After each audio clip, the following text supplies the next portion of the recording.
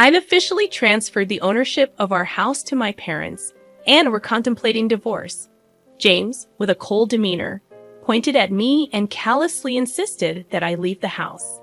He unleashed a stream of insults, supported by his parents' cheerful smiles, who seemed to silently endorse his actions. Nevertheless, I remained unfazed by their words, calmly accepting the decision to leave. Inside me, a well-thought-out plan accompanied the luggage I had prepared in advance. Hand in hand, I departed from the house without hesitation. They were oblivious to the gravity of the situation awaiting them. My name is Sally, just turned 50. Many years have passed since our marriage. Our children are now independent, leading lives away from us. I used to live the life of an ordinary salaried worker, but now, thanks to a friend's introduction, I spend my days as a teacher of handmade accessories, a hobby turned profession.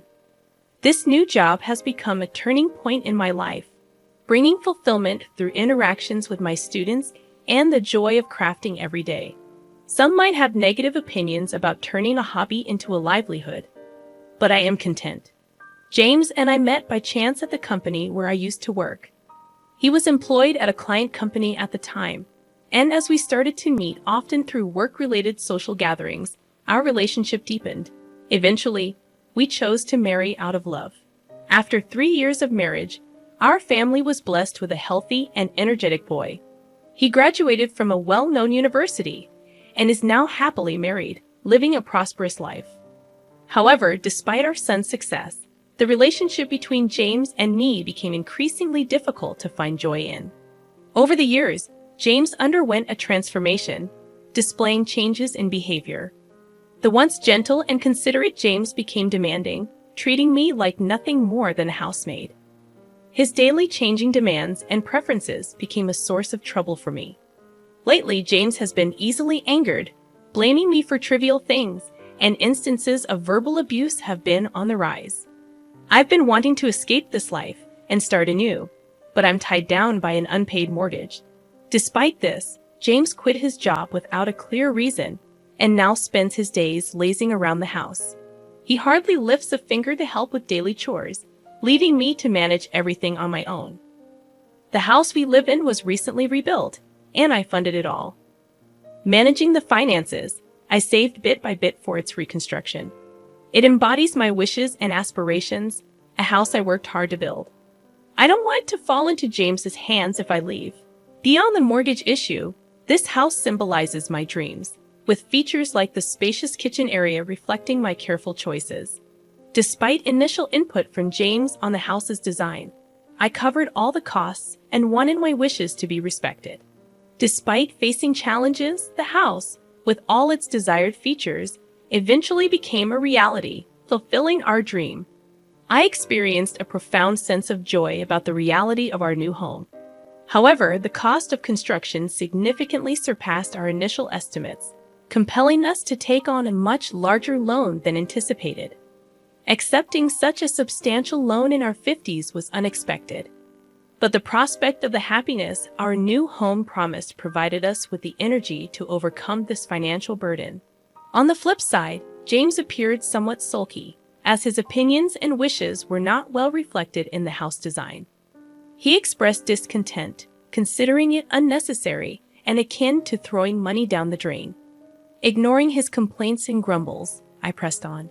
Gradually, he stopped talking to me and began resorting to childish behaviors, such as scattering trash and leaving things disorganized to provoke irritation. I wondered when this situation, this life, would come to an end, pondering these thoughts every day. A few months had passed since we moved into the new house when suddenly the doorbell rang. We weren't expecting any visitors that day, leaving me curious about who it might be. As I prepared to go to the front door, James, surprisingly, got up and headed there before me, possibly aware of the visitor's identity. After a while, cheerful voices and laughter emanated from the entrance. When the door to the living room slowly opened, revealing the visitors, I saw the faces of my unexpected in-laws, Harold and Alice. Honestly, I always felt pressure in my relationship with them. When we first announced our marriage, they treated me coldly, criticized me for my lower social status, and maintained an awkward attitude even on our wedding day. Their interference continued post-marriage, and each time I interacted with them, I wondered how to handle the situation. Despite thinking there had been some change or settling down due to lack of contact, their sudden visit surprised me. Greeting them politely, I felt a slight tension, but they passed by me without a word, intentionally ignoring my presence and bumping into my shoulder. They marveled at the house, expressing envy at the spacious and user-friendly kitchen. James proudly showcased the house to his in-laws, and upon their return, the expressions on their faces seemed satisfied. However, James' expression turned stern, and he suddenly raised his voice in anger towards me, instructing me to hurry up and prepare tea and snacks. Overwhelmed by his words, I hastily prepared tea and served snacks, but his parents seemed dissatisfied, commenting on the hospitality. Despite my efforts, Harold expressed dissatisfaction, and as they quickly finished the snacks and tea, he commented appreciatively on the house's interior. James, with a broad smile, invited his parents to live together in the house, almost ignoring my presence. They listened to James's words and left, leaving me watching their retreating figures. I felt a significant gap between James and me, witnessing him chatting and laughing joyfully with his parents, something I hadn't seen in a long time. Subsequently, in response to James' invitation, his parents began visiting our house more frequently. Initially, it was a few times a month, but it gradually increased to several times a week, eventually becoming almost daily. However, their criticisms towards me never ceased, and James showed no signs of curbing them. James' attitude of blaming me, coupled with his parents' intensified disapproval, became more pronounced. His complaints about me not listening and causing our son suffering were relentless. Despite facing daily difficulties, I found myself unable to voice the frustration in my heart. All I could do was offer words of apology. The in-laws' visits increased beyond anticipation, and they started visiting even more frequently during my absence.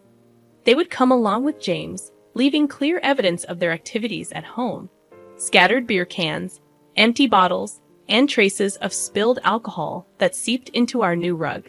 Despite my protests, the new house began to smell of alcohol and felt dirty. I couldn't understand why, despite not contributing to the household, James was quick to complain. His involvement in gambling added another layer of worry, as remnants of used betting slips surfaced regularly. Explaining the risks of gambling and its impact on our finances seemed futile. The losses were a significant blow, especially since the money used for gambling was hard-earned through my tireless work. Nearly a month into the frequent visits from the in-laws, they targeted the times when I was out. One day, returning home early, I found them leisurely spending time in our house. Surprised, I confronted them, but their snarky words and indifferent attitude made it clear that they considered my presence bothersome. Frustrated and stressed by the insolent attitudes of James and his parents, I realized I had reached my limit. Instead of succumbing to emotions, I decided it was time to devise a plan to address the situation. Amidst this turmoil, an unusual event occurred.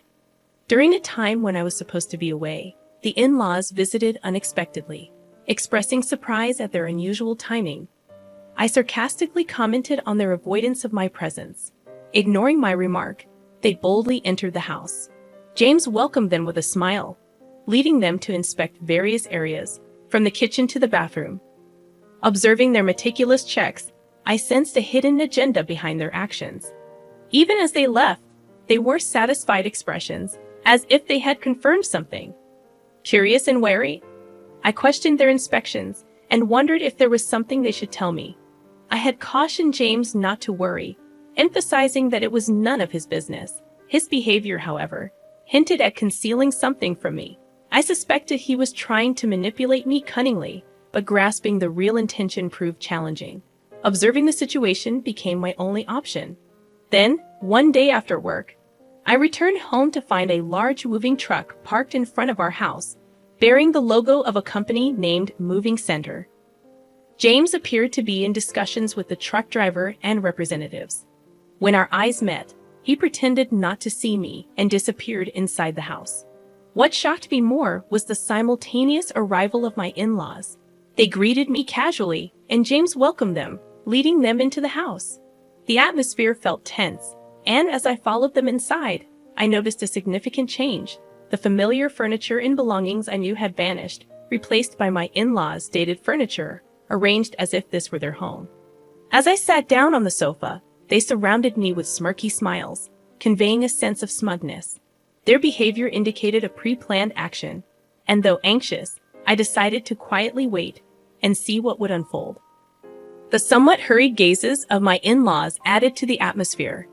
They declared that there was something they needed to tell me, hinting at a hidden agenda. Bracing myself, I responded with feigned calmness, and James sighed deeply before admitting that he had sold the house to his parents. He proposed getting a divorce, and my in-laws nodded in agreement. Their smirky smiles suggested they were trying to toy with me. Despite their revelation, I remained unfazed, having anticipated their plan. I promptly signed the divorce papers, placed my wedding ring on the table, and declared my intention to leave the house. I had suspicions about the unnatural behaviors of James and my in-laws, especially since their frequent visits when I wasn't home. To confirm my suspicions, I installed surveillance cameras around the house, synced with my smartphone. On the first day, I observed their daily conversations. However, one day, I stumbled upon footage where James and his parents joyfully discussed selling the house.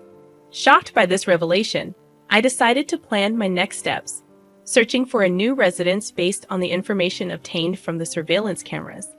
I took the initiative to transfer the home loan from my name to James's. If they planned to remove me from our home, I believed they should take over the mortgage payments and responsibilities. The monthly mortgage, amounting to $1,900, was paid from my hard-earned salary. Doubting that James and his parents could afford this, I resolved not to provide any financial assistance. Freed from the troublesome relationship, I moved to my new, well-arranged home with new furniture, ready to embark on a new chapter in my life. On my day off, I relished the prospect of thorough rest, sleeping in past noon. As I was about to doze off again, the doorbell abruptly rang. To my surprise, James and his in-laws stood at my doorstep, uninvited. I questioned their presence, and without answering, they intruded into my house, spreading out a document in front of me. They accused me of changing the name on the house loan without permission. Expressing disbelief at their sudden appearance, I learned that right after leaving the house, they received documents about the loan name change. James and his parents were shocked, claiming they were currently unemployed and couldn't afford the high monthly loan. In a furious outburst, James declared they wouldn't pay that amount. Attempting to enlighten them on the consequences of defaulting, I explained how interest and late fees could significantly increase the final payment. James initially seemed skeptical, but after searching for information online, his expression turned to one of shock and distress. I recommended looking for new employment for a fresh start. Their faces grew even paler as they realized the seriousness of the situation. They admitted to having no savings or assets, with James burdened by substantial gambling debts and no stable income. Frustrated, they pleaded for understanding and assistance, emphasizing the years they spent together. Unmoved by their pleas, I shut the door to escape their attempts to mend the relationship.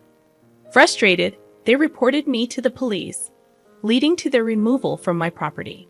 Eventually, due to financial constraints, they relocated to a more affordable apartment on the outskirts of town. James secured a part-time job, supporting his family with that income. Meanwhile, my life remained unchanged, and I focused on my job. In my free time, I started a blog on handmade crafts, gaining attention and doubling my monthly income. Requests for me to serve as an instructor for workshops and courses increased. I had no thoughts of remarrying and planned to navigate life independently. Discovering an old household account book from the early days of my marriage brought back memories of our financial struggles. With a sense of resolve, I decided to build a new happiness on my own, placing the account book back on the shelf.